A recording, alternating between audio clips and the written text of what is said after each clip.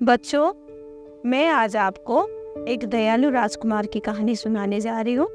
बहुत पुराने समय की बात है। एक लड़का हुआ करता था जिनका नाम सिद्धार्थ था। वो बहुत ही ज़्यादा दयालु था। वो किसी को भी दुखी ही नहीं देख सकता था, सबकी मदद करने के लिए आगे आ जाता था। और एक दिन की बात है, राजकुमार अपने महल के सामने बगीचे में यानी कि गार्डन में टहल रहा था। तभी अचानक एक घायल हंस उसके ठीक सामने आके गिरा और हंस को उसने देखा, वो दर्द से तड़प रहा था। फिर राजकुमार ने देखा पास जाके कि हंस को क्या हुआ है।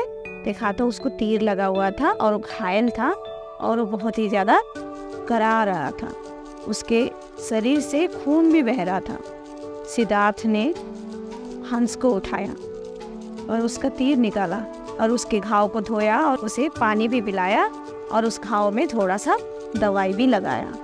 तो फिर इतने में सिद्धार्थ का चचेरा भाई, उसके चाचा का लड़का ना, दौड़ के आया। देवदत्त था उसका नाम। वो दौड़ के आया। उसके हाथ में क्या था? धनुष बाण था। पुराने जमाने में तो ये बंदूक तो हुआ नहीं करता था ना, तो धनुष बाण था। हंस को देखते ही वो बोला, सिद्धार्थ सिद्धार्थ, ये तो मेरा हंस है, इसे मुझे दे दो। तो फिर सिद्धार्थ ने उसकी बात का बीच में ही काट कर पूछा, हंस तुम्हारा कैसे हो गया? ये तो मेरे हाथ में है। तो फिर देवदत्त भी बोलता है, उसका भाई, मैंने इसको अपने तीर से मार कर गया है, ये तो मेरा है, इस पर मेरा अधिकार है, तुम्हारा नहीं। दोनों में इसी बात को लेकर बहस होने लग गई और इतनी बहस हो गई कि ये बात राजा तक भी पहुंच गई। और राजा सिद्धार्थ के फादर थे, है ना, उनके पिताजी थे राजकुमार सिद्धार्थ के, और दोनों को राजा के पास ले जाया गया।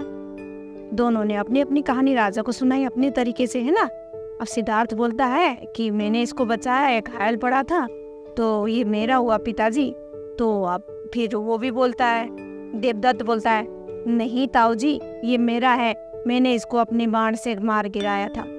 दोनों की बात सुनकर राजा ने कुछ देर सोचा और कहा, ये ठीक है कि देवदत्त ने हंस को अपना तीर का निशाना बनाया, तो कायदे से तो ये देवदत्त का ही होना चाहिए, पर सिद्धार्थ ने घायल हंस को बचाया है। अगर हंस को सिद्धार्थ ने नहीं बचाया होता तो हंस मर जाता। हंस मरने के बाद तो उसका कोई मोल ही नहीं रह जाता ना। हंस फिर जब तक जिंदा है तब तक ही तो उसका वैल्यू है। तो फिर हंस तो मर जाता। और शास्त्रों में भी कहा गया है, मारने वालों से बचाने वाला बड़ा होता है।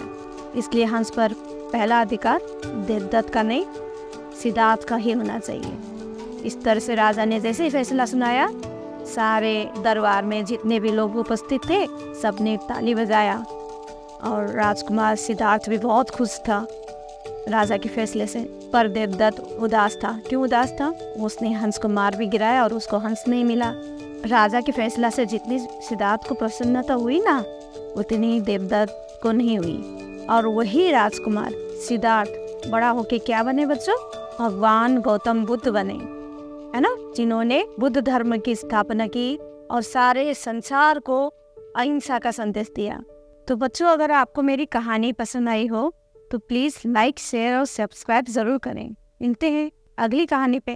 बाय।